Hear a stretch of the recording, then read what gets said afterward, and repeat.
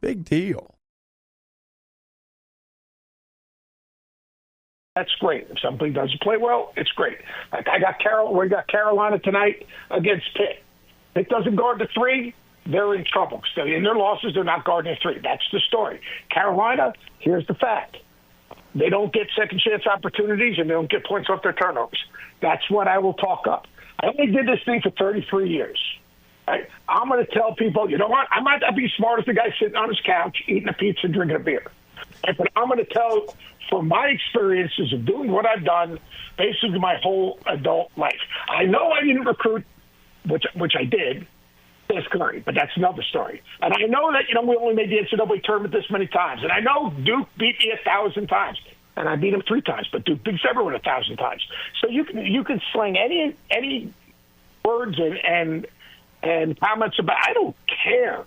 I'm true to who I am. So no, I don't have programming impact, and the stupidity of people actually even thinking that is a possibility is ridiculous.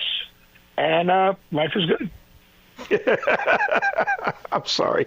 I had to ask you. I'm glad. I knew you'd answer. I said him before you came on. I said, one thing he does, he never shies away from a question. Even some of the dumbest questions I've seen on social media, you always give them an answer. So I knew you'd answer that. But, yeah, that's your answer was kind of what I expected. So anyway.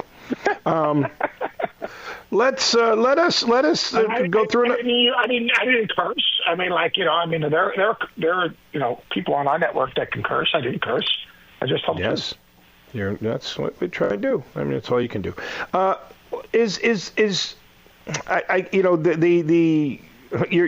colleague is getting blasted now too from the Red fan base because Corey Alexander has said last year that when Kenny Payne was really struggling, that, you have to understand how broken the program is. The fans don't understand. Ever since Rick Pitino left, they haven't had any success, basically, and so they're very frustrated and angry. And he was defending Kenny, and I talked about it. It's a sensitive thing, but the fact of the matter is, and let's just be candid, Seth, if you're in a position of prominence as an African-American announcer, you tend to look out for African-American coaches who history has shown us, don't get mad at me, don't kill the messenger. I taught a sociology of sport class. There's a number of studies that show they generally get the crappier jobs, and Louisville's not a crappy job, and they also get less time to turn the program around. So they're sensitive to that. Having said that, what he did in trying to defend Kenny was look like he was taking a shot at the fans, who quickly pointed out, hey, it hasn't been all bleak since Rick left. When Chris Mack was here, at one time they were ranked number 1 in the country,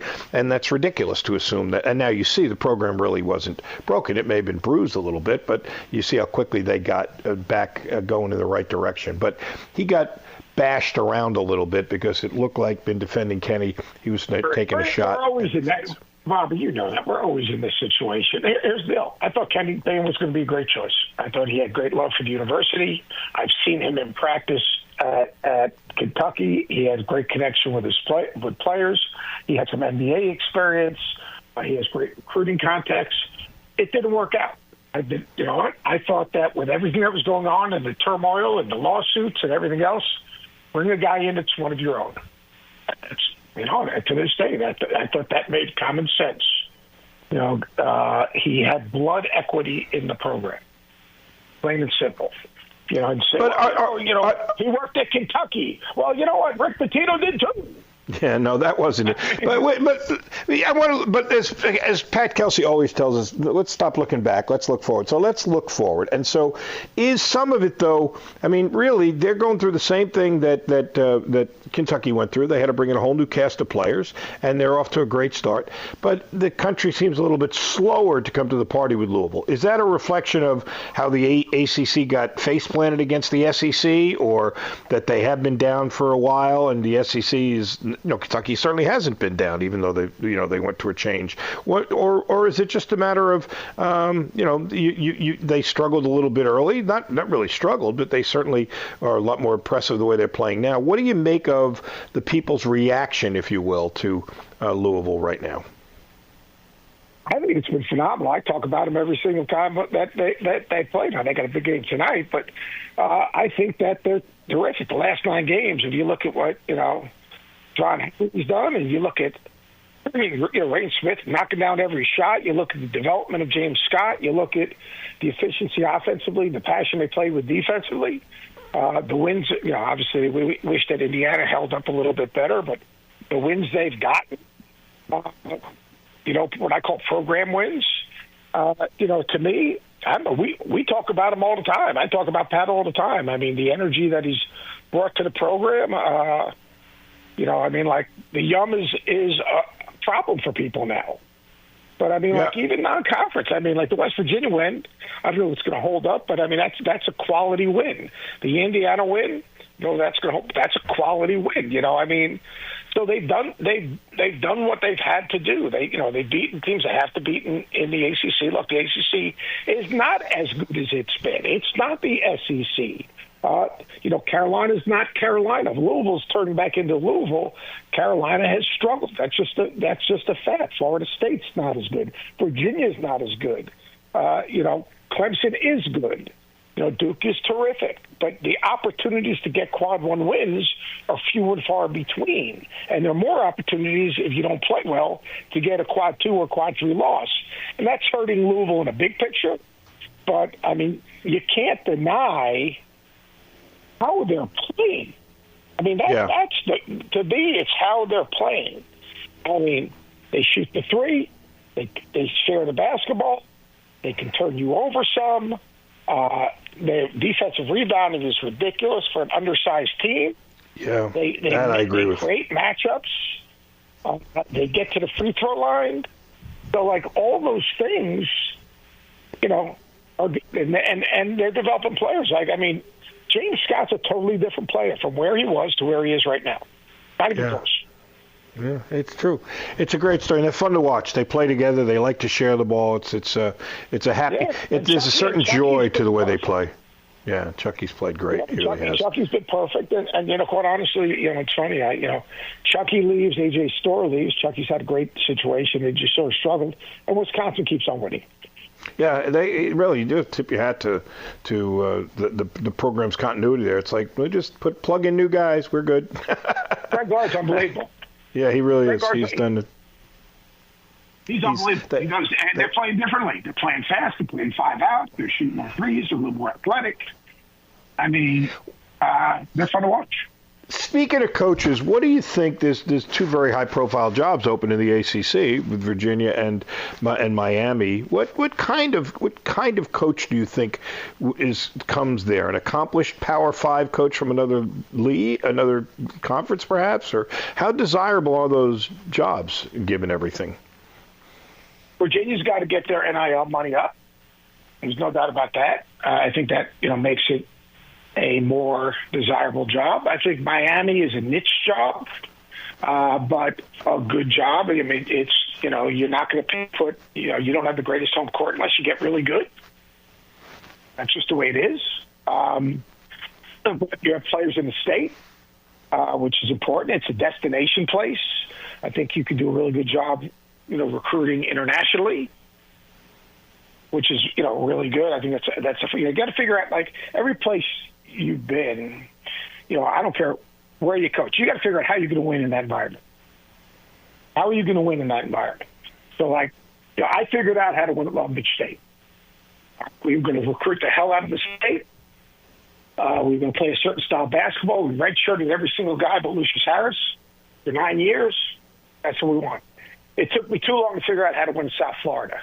I thought I'd go the same kind of game plan, and we just recruited state except for basically one player, and we weren't as skilled as we needed to be, and it was a tough transition. Again, at Virginia Tech, we figured it out. Baltimore, Virginia, North Carolina, Georgia, don't spend a ton of time at other places. Find the hardest playing multi-position athletes, and we were able to be competitive. So here's the question, though. How are you going to win where you're at? It's a legitimate question, I think, though. And there was when you were evaluating jobs, you looked at, okay, well, gee, what kind of practice facility do I have? How about the arena? Does all that even how much does that matter anymore now if you're going to give a guy twice as much money in NIL than I'm going to give him? I mean, Patino came out and said the kid from Seton Hall. He said he'd still be playing for Shaheen Holloway Richmond. He'd be still playing for Shaheen Holloway if the money was even close. So I mean, he's very candid about that. So how does that factor in now? Yeah, well, look, I mean, that's like, academic support, major, dean of school, all that jazz. Be truthful, reason that's not even a factor anymore. That's not even a factor anymore. It's more transactional, and that's sad because we never talk about academics. We never talk about graduation. We never talk about, there are three things that are important, like in college basketball today. Retention, you got to retain the right guys. Lose the wrong guys, retain the right guys. Evaluation, which I think is really, really important.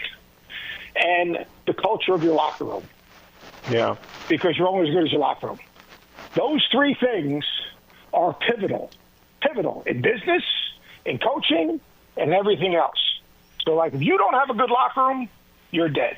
If you don't retain guys, I think retention is so important because you got to have some culture creators in your locker room. All right? And then evaluation. And the example I use is Bruce Pearl. That's the example I use. 9 seniors. 9 seniors. Retain the right guys. All right?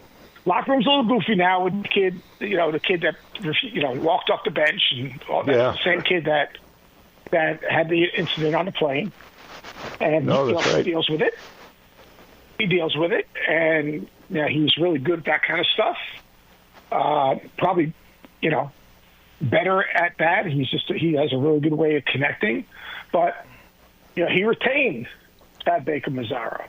He retained Janai Broome. He went and got Miles Kelly from Georgia Tech. Bill and Cardwell comes back for a 5th year and buys into his role. He only has one freshman that plays. That's Sahad Pettiford. And he is really good. Really good. I don't mean good. I mean, like... Really good. Really good. Like, that dude can play. Like one of those that... Whoop. I mean, he could flat go. So, I mean, that's the key. That's the key to the thing. I mean, like I use Kentucky. Kentucky's really important. They keep Owe next year. And, if he can come back, they keep him. Important that obviously Louisville continues to develop James Scott. I mean, that's important. Yeah. And then he's got a gap because he graduates all those seniors. You have to find a balance in the roster construction because, I'm sure they'll do a great job. Kentucky signed some good high school kids. Unless they're just special, they're not helping you win. So, like, he's got those kids that he signed last year that came in, the one kid from BYU and the 2 in-state guys. There is 3 of his 10. But those guys aren't beating if they're the main starters. I'm not sure those guys are beating the teams, Alabamas and the Auburns and people like that. They're pieces. They're pieces. You got to roster construction is the most important thing in college basketball today, and it's hard. It's really, really hard. I just think you hit it on the head, though, about the very first thing you mentioned. What kind of locker room are you creating? Because I think that's what Pope and Kelsey have done brilliantly. I mean, you got to get kids that are the same. Our friend Izzo says all the time, OKGs, right? Our kind of guys. Yeah. You got to get this. I think that's true in anywhere. And if you don't do that, I don't care how skilled they are, you're not going to be any good. Yeah, Mark Byington's done a great job with it. He's done a great job. Yes. Boy, has he ever. Yeah, and that Tanner kid, that freshman, that guy's got incredible hands on the ball. He gets more deflections. It's unbelievable. They had some nerve with the league being as so good that they got good too. You need a little rest. You can't have Vanderbilt be good too. I mean, what's up with that? There are no rocking chair games, man. None left in that league, that's for sure. Hey, listen, it's always great to catch up with you, my friend. Thank you so much for the time. I know it's very busy. Enjoy the Duke-Carolina game, and we'll talk again soon. Take care of yourself. Maybe I'll, after the Duke-Carolina game, I'll go over to, Kentucky and Arkansas because, that's the game I didn't want to be on ESPN. And, me and Bob Iger and Jimmy Pitaro, absolutely. We make the major decisions in college basketball. I remember you telling me a story of you and Iger going on the sun, whatever that mountain ride is at Disney, talking about games. Oh yeah, we break it down. Bob, what do you think? How we doing? More touch. All right, brother. Take care of yourself. Be well. Thanks. No problem. Be good. Bye. All right, Seth Greenberg. Yeah, he's darned entertaining, is he not?